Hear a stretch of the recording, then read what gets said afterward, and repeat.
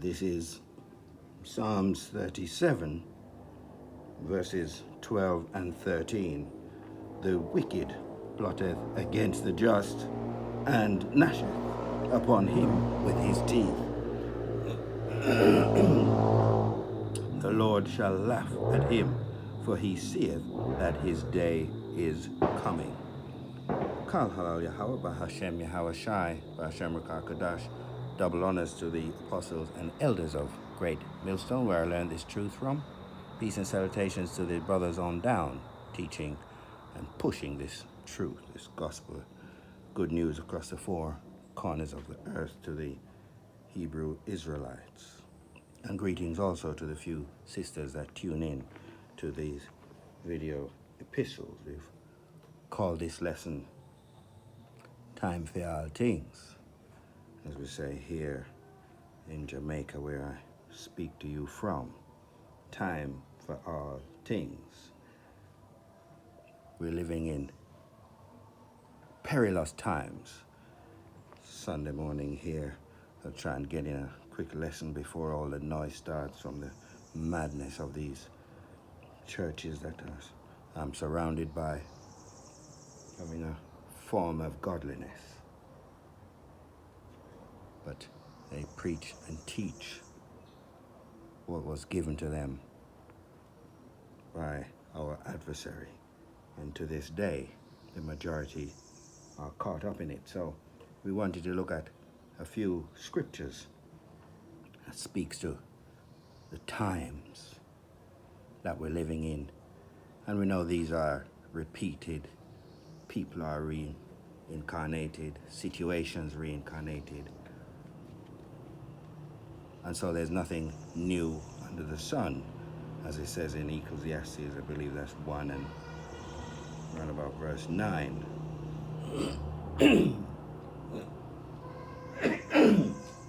Excuse me, let's get back to that scripture there in Psalms 37 and read a few more verses. The wicked have drawn out the sword and have bent their bow to cast down the poor and needy. These are code words for the Hebrew Israelites, currently being called Negroes, Latinos, and Native Americans. And of course the great speckled bird. We look like the nations where we've dwelt over several captivities. So this is not a color thing. If you're stuck on that, well, what do they say? Oh, well, you can't be helped. Their sword shall enter into their own heart, and their bows shall be broken. And let's keep moving here. What about, so that's King David. Then we want to go to King Yahushua. Matthew 24 says much about the times. Look out. So let's jump around here. Excuse me. 24 verse 3 to start with. And as he sat upon the Mount of Olives, the disciples came unto him privately, saying, Tell us, when shall these things be? And what shall be the sign of thy coming and the end of the world? And Yahushua answered and said unto them, Take heed that no man deceive you. For many shall come in my name, saying, I am Hamashiach, and shall deceive many. And ye shall hear of wars, rumors of wars. Right now we have many on a war footing. In fact, the whole world, you've got Israel against Iran. They're warming up their weapons, getting ready. Russia is already in Ukraine. And you have several proxy wars taking place where Russia and America are behind many countries. And so this is about to spill over into World War III. So wars and rumors of wars. See that ye be not troubled, for all these things must come to pass, but the end is not yet. Where else was we going to go here? Let's keep moving. For nation shall rise against nation, and kingdom against kingdom, and there shall be famines and pestilences and earthquakes in divers places. All these are the beginning of sorrows.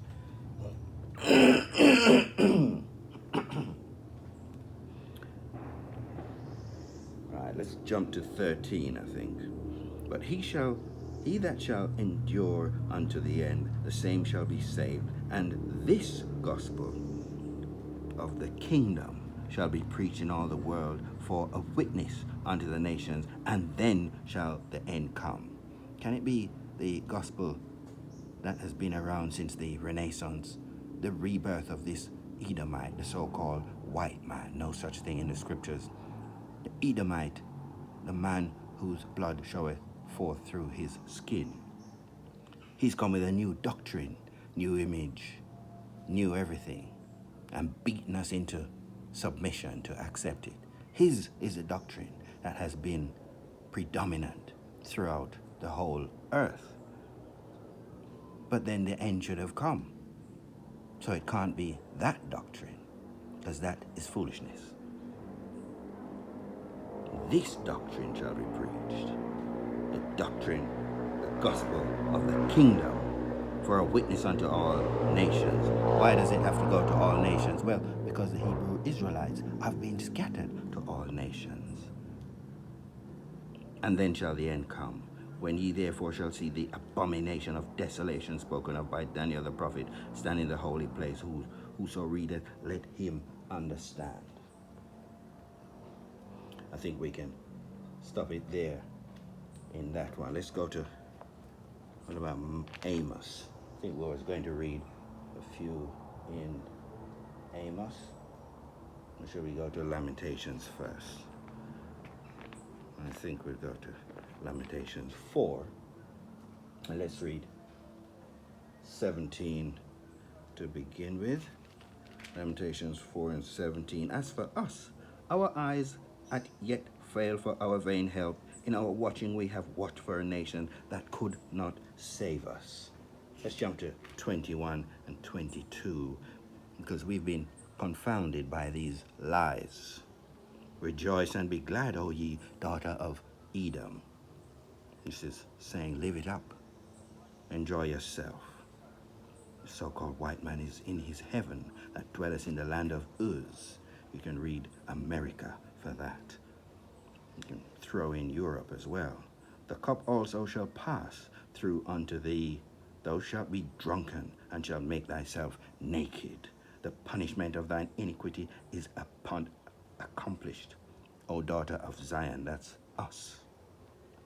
We've reached the end of our whoopings for our disobedience to our power. He will no more carry thee away into captivity. He will visit thine iniquity, O daughter of Edom. Iniquity is multiple sins.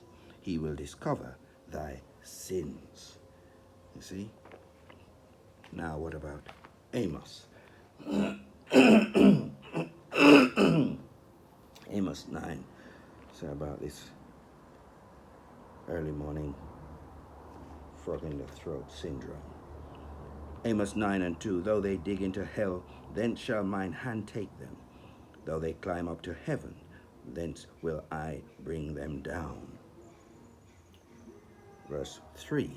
And though they hide themselves in the top of Carmel, I will search and take them out thence. And though they be hid from my sight in the bottom of the sea, thence will I command the serpent, and he shall bite them. Let's jump to verse 8. Behold, the eyes of the Lord power are upon the sinful kingdom, and I will destroy it from off the face of the earth, saving that I will not utterly destroy the house of Jacob, saith the Lord. For lo, I will command, and I will sift the house of Israel among all nations, like as corn is sifted in a sieve. Yet shall not the least grain fall upon the earth. Let's jump to 11. In that day will I raise up the tabernacle of David that is fallen, and close up the breaches thereof, and I will raise up his ruins, and I will build it as in the days of old, that they may possess the remnant of Edom and of all the heathen that which are called by my name, saith the Lord that doeth this. See, it's the time we're living in, and things are about to change. Where next? Let's go to the Apocrypha, I think. Let's go to Apocrypha, and we'll start first with Baruch 4, and we'll read a few verses here. Yeah, Baruch 4, let's go 1 to 7. Thus is the book of the commandments of Yahweh Hashem Yahushai, and the law that endureth forever. All they that keep it shall come to life, but such as leave it shall die. So those who say the law is done away with, we don't care about anything in the law, everything is just grace, put the law to one side, we see what is your end. Turn thee, O Jacob, and take hold of it, walk in the presence of the light thereof, that thou mayest be illuminated. Give not thine honor to another, nor the things that are profitable unto thee to a strange nation. O Israel, happy are we for things that are pleasing to the Most High are made known unto us. Be of good cheer, my people, the memorial of Israel. It's not the whole world. This is an exclusive message. We were sold to the nations, not for your destruction, but because ye moved the Most High to wrath, ye were delivered unto the enemies. For ye provoked him that made you by sacrificing unto idols. Let's just turn the page here and go to Baruch 2. Let's start at 29. If ye will not hear my voice, surely this very great multitude shall be turned into a small number among the nations, where I will scatter them. See, the Hebrew Israelites over many captivities have been scattered. For I knew, verse 30, that they would not hear me, because it is a stiff-necked people. But in the land of their captivities they shall remember themselves, and shall know that I am Yahweh their power. For I will give them a heart and ears to hear, and they shall praise me in the land of their captivity, and what? Think upon my name, and return from their stiff neck and from their wicked deeds, for they shall remember the way of their fathers. That's Abraham, Isaac, and Jacob, which sinned before the Lord. And all the prophets who have been before. And I will bring them again into the land which I promised with an oath unto their fathers, Abraham, Isaac, and Jacob. And they shall be lords of it, and I will increase them, and they shall not be diminished. And I will make an everlasting covenant with them to be their power. And they shall be my people, and I will no more drive my people of Israel out of the land that I have given them. This is beautiful, telling us to return, to come back. I wanted to feature some scriptures here in Job. Let's see if we can get through them without this disturbance here. I think the singing is starting in these churches, so I better see if we can get through. Job 18, starting at 5. Yea, the light of the wicked shall be put out, and the spark of his fire shall not shine. The light shall be dark in his tabernacle, and his candle shall be put out with him.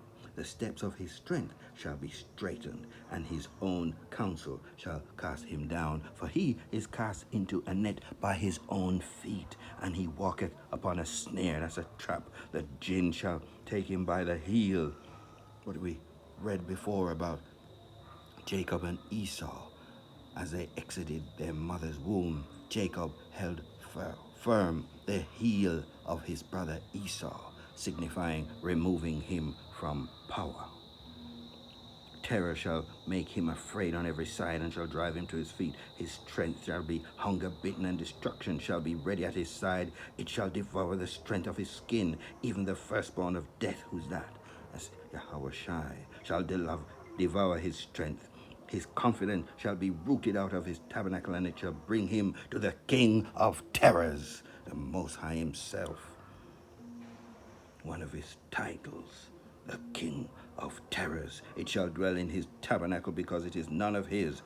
Brimstone shall be scattered upon his habitation. His roots shall be dried up beneath, and above shall his branch be cut off. His remembrance shall perish from the earth, and he shall have no name in the street. He shall be driven from light into darkness, and chased out of the world. This chapter could be twinned with Obadiah.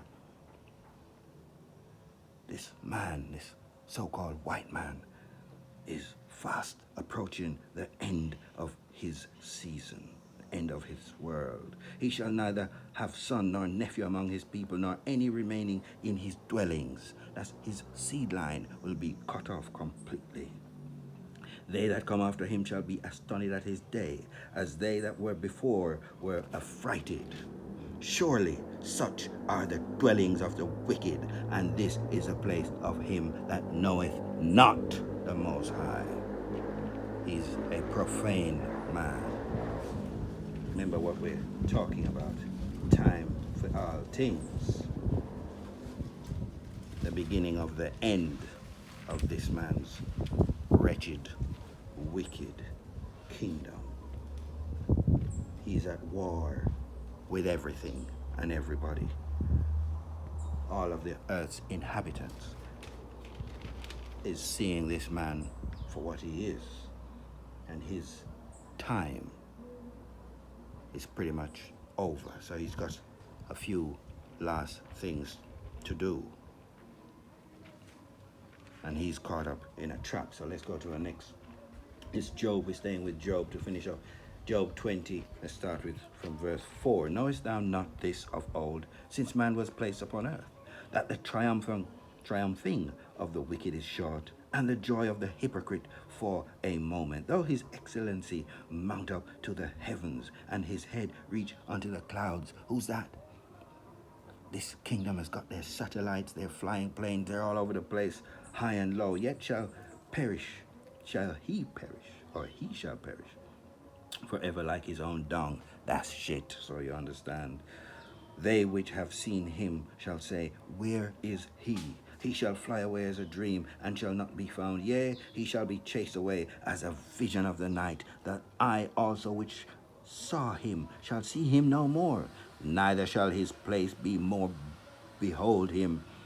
His children shall seek to please the poor, and his hand shall restore their goods. We see right now, I think, the false prophet, the so-called Pope, he's in, was it Canada, claiming he's apologizing for some of the deeds of this wicked Catholic demonic church and all the crimes that they've committed against our brothers over there, the Gadites, the northern kingdom. So his children shall seek to please the poor, and his hand shall restore their goods. His bones are full of the sin of his youth. Who's that? That's that serpent that came in the garden, which shall lie down with him in the dust. Dust signifying wickedness. It's a low state to be in. Though wickedness be sweet in his mouth, though he hide it under his tongue, though he spare it and forsake it not, but keep it still within his mouth. I think if we can jump, let's jump to 22 here. It's an excellent. Right, in the fullness of his sufficiency he will be in straits. Every hand of the wicked shall come upon him when he is about to fill his belly. The Most High shall cast the fury of his wrath upon him, and shall rain it upon him while he is eating. So he's just about to do, or to fulfill his wish, which is what? To get that subdermal device, sub meaning under, dermal relating to the skin. And he's about to implement that. The whole world is moving to this digital system, the digital currency. And in short order, this will be made mandatory. So where were we? When he's about to fill his belly, the Most High shall cast the fury of his wrath upon him, and shall rain it upon him while he's eating. Rain comes from the sky. What's this speaking about? Let's see. Verse 24, he shall flee from the iron weapon. What iron weapons falling from the sky? What's this all about? And the bow of steel shall strike him through.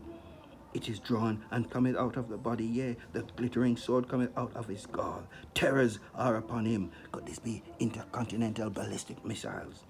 It's nuclear war. That's what's coming. All darkness shall be hid in his secret places. A fire not blown shall consume him. It shall go ill with him that is left in his tabernacle. The heaven shall reveal his iniquity. Everything is coming to light. We know who you are, and we know who we are. And all of your defenders are wriggling around. They're yelling, they're screaming, they're trying to defend you. All their talking points are becoming mute. The elect are awake and alert and are watching your every move.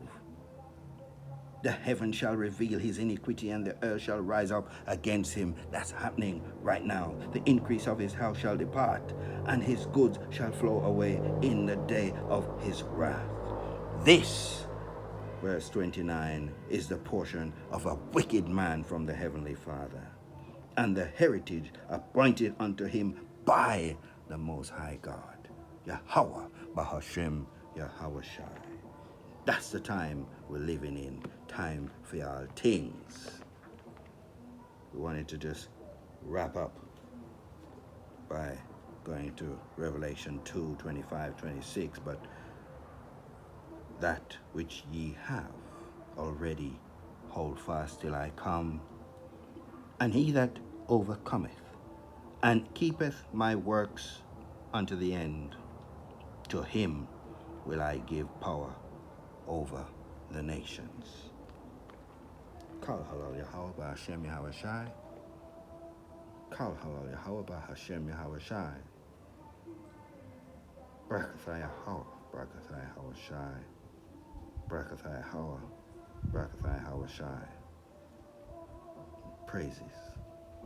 Give praises. We're coming up for the final curtain. Now I'm going to drag the lesson beyond where it needs to be. We've called this lesson Time for All Things. Shalom until the next one.